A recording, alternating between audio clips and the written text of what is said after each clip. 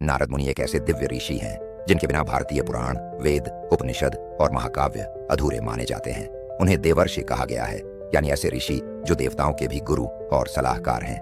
सामान्य लोग बस इतना जानते हैं कि नारद मुनि देवर्षि हैं और वीणा बजाकर नारायण नारायण कहते हुए लोक लोकांत घूमते रहते हैं, लेकिन उनके जन्म की कथा अत्यंत गूढ़ है। पुराणों में 3 प्रमुख जन्मों का उल्लेख मिलता है। पहला जन्म ब्रह्मा जी के मानस पुत्र के रूप में नारद मुनि भगवान ब्रह्मा के मानस पुत्रों में से एक हैं, अर्थात वे ब्रह्मा के मन से उत्पन्न हुए, किसी शारीरिक जन्म से नहीं। इस कारण उनमें, हे बालक, इस जन्म में तुम मुझे केवल एक बार देख पाओगे, पर अगले जन्म में मेरे परम भक्त बनकर जन्म लोगे। और यही बालक अगले जन्म में देवर्षि नारद बना। इस प्रकार नारद का अस्तित्व सिर्फ एक ब्रह्मांडीय संत नहीं, बल्कि असंख्य जन्मों से साधना के परिणाम स्वरूप प्रकट दिव्यता है। अक्सर लोग उन्हें उल्टा सीधा बोलने वाला, विवाद कराने वाला मानते हैं, लेकिन वास्तविकता में वे सत्य को उजागर करने वाले दूत हैं। वे कभी झूठ नहीं बोलते, केवल धर्म की परीक्षा के लिए घटनाओं को दिशा देते हैं। उनकी भूमिका हमेशा कर्मफल को प्रकट करना होती है। जब रामायण में नारद ने रावण को सीता हरण के लिए प्रेरित किया तो यह दंड था, क्योंकि रावण का अंत उसी से निश्चित था। जब महाभारत में नारद ने कौरव पांडवों के बीच वार्तालाप में हस्तक्षेप किया तो वह केवल इसीलिए ताकि धर्म और अधर्म का संघर्ष स्पष्ट हो सके। इसलिए नारद मुनि को सत्य के सूत्रधार कहा जाता है। नारद मुनि केवल एक साधु नहीं, बल्कि ब्रह्मांडीय यात्री हैं। उनके पास सर्वलोक गमन की क्षमता है।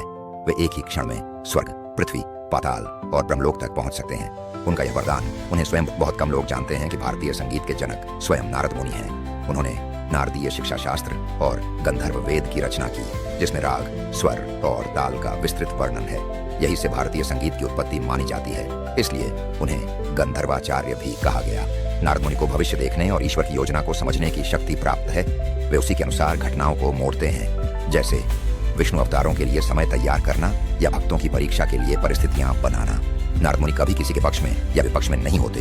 उनका कार्य है प्रकृति के नियमों के अनुसार आत्मा को उसके कर्मफल तक पहुंचाना। वो हमेशा संतुलन बनाते हैं। जब अधर्म बढ़ता है, वे घटनाओं को इस तरह दिशा देते हैं कि धर्म की स्थापना हो। नारद मुनि के संवाद हर युग में विष्णु के अवतारों से जुड़े होते हैं। वे हर युग में विष्णु के संदेशवाहक के रूप में उपस्थित रहते हैं। इसलिए कहा गया है, जहां नारद वहां नारायण। बहुत लोग नहीं जानते कि रामचरितमानस की कथा की शुरुआत भी नारद मुनि से जुड़ी है। कहते हैं, एक बार नारद जी ने ब्रह्मचर्य का अहंकार कर लिया। उन्होंने एक सुंदर राजकुमारी को देखा और विवाह का विचार आया।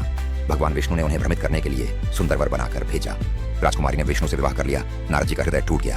उन्होंने विष्णु को शाप दिया, तुम्हें भी अपनी पत्नी से वियोग सहना पड़ेगा। यही शाप बाद में राम और सीता के वनवास व वियोग का कारण बना। परंतु विष्णु ने मुस्कुराते हुए कहा, हे नारद, ये सब लीला है। तुम्हारा शाप ही संसार को यह सिखाएगा कि प्रेम और वियोग में भी भक्ति छिपी है। महाभारत में भी नारद मुनि कई महत्वपूर्ण प्रसंगों में आते हैं। पांडवों को धर्म की शिक्षा व युधिष्ठिर को बार बार धर्म, न्याय और राजधर्म की शिक्षा देते हैं। उन्होंने युधिष्ठिर से कहा था, राजा वही है जो स्वयं को प्रजा का सेवक समझे। नारद जी ने कृष्ण से गीता का रहस्य भी कई बार समझा। उन्होंने कहा था, हे माधव, तुम केवल भगवान नहीं, भक्ति के लक्ष्य हो। नारद जी ने नारद भक्ति सूत्र में भक्ति योग को सबसे श्रेष्ठ मार्ग बताया। नारद कहते हैं, भक्ति वह अवस्था है जहां आत्मा ईश्वर में लीन हो जाती है और उसे संसार के सुख दुख का भान नहीं रहता। उनका सबसे प्रसिद्ध सूत्र है, भक्तिर्ना काणकांता विषयवती। भक्ति किसी सांसारिक प्रेम। उदाहरण, जब देवताओं में अहंकार बढ़ता है, वे मुस्कुराते हुए कहते हैं, अरे अभी भगवान से पूछो तो सही, असली राजा कौन है। और फिर घटनाएं इस तरह घटती हैं कि अहंकार टूट जाता है। वे अराजकता नहीं फैलाते, बल्कि सत्य को प्रकट करने के लिए हास्य का उपयोग करते हैं। उनका हर व्यंग्य एक दर्पण होता है। कम लोग जानते हैं कि नारद मुनि को ब्रह्मांड विज्ञान और ऊर्जा विज्ञान का भी ज्ञान था। वेदों के अनुसार उन्होंने नाद यानी साउंड फ्रीक्वेंसी का रहस्य सबसे पहले खोजा था। उन्होंने बताया कि पूरा ब्रह्मांड नाद से बना है। हर परमाणु में कंपन ही सृष्टि की जड़ है। आज जो स्ट्रिंग थ्योरी या विब्रेशनल एनर्जी विज्ञान कहता है, वह नारद मुनि के नाद तत्व से मिलता है। उनकी वीणा केवल संगीत नहीं, बल्कि ऊर्जा संतुलन का उपकरण थी। नारद मुनि में कई विरोधाभास हैं। वे साधु हैं, पर राजाओं के दरबार में जाते हैं। वे सन्यासी हैं, पर संसार के हर काम में दखल देते हैं। वे हंसते भी हैं और ब्रह्म ज्ञान भी देते हैं, पर यही विरोधाभास उन्हें संपूर्ण मानव प्रतिनिधि बनाता है। वे दिखाते हैं कि संत होना संसार से भागना नहीं है, बल्कि संसार के बीच में रहकर भी भगवान से जुड़े रहना है। कुछ ग्रंथों में कहा गया है कि नारद मुनि कालातीत हैं। वे हर युग में, हर अवतार में, हर ब्रह्मांड में उपस्थित रहते हैं। यह क्वांटम अस्तित्व का सिद्धांत है, अर्थात वे समय के बंधन में नहीं, बल्कि शुद्ध चेतना के रूप में विद्यमान हैं। इसलिए वे विष्णु के प्रत्येक अवतार में आते हैं, कभी दूत बनकर, कभी चेतावनी बनकर, कभी ज्ञान देने के लिए, तो कभी विनाश के आरंभ के लिए कलयुग में भी नारद मुनि का प्रभाव बना रहेगा। शास्त्रों के अनुसार जब जब भक्ति क्षीण होगी, नारद मुनि प्रकट होकर हरिनाम संकीर्तन का प्रचार करेंगे। उन्होंने भविष्यवाणी की थी, कलयुग में केवल नाम स्मरण से ही मुक्ति मिलेगी। इसी कारण गौड़ीय वैष्णव परंपरा में नारद मुनि को चैतन्य महाप्रभु के भक्ति मार्ग का प्रेरक माना जाता है।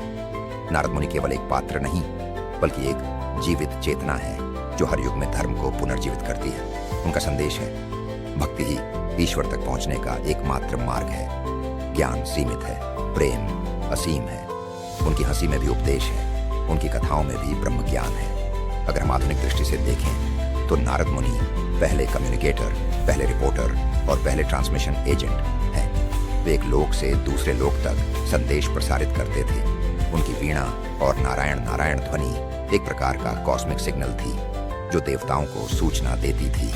आज का media, wireless communication, sound waves सब नारद मुनि के सिद्धांत से ही मेल खाते हैं। नारद मुनि न तो केवल ऋषियाश हैं, न केवल संगीतकार, वे सृष्टि की चेतना के प्रवाह हैं। वे दिखाते हैं कि भक्ति और ज्ञान दोनों साथ चल सकते हैं। हास्य भी एक साधना हो सकता है, हर विवाद भी किसी गहरे उद्देश्य का माध्यम हो सकता है।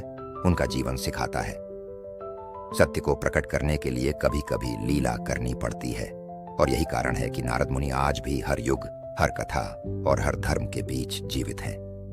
वीणा लेकर मुस्कुराते हुए कहते हुए, नारायण नारायण।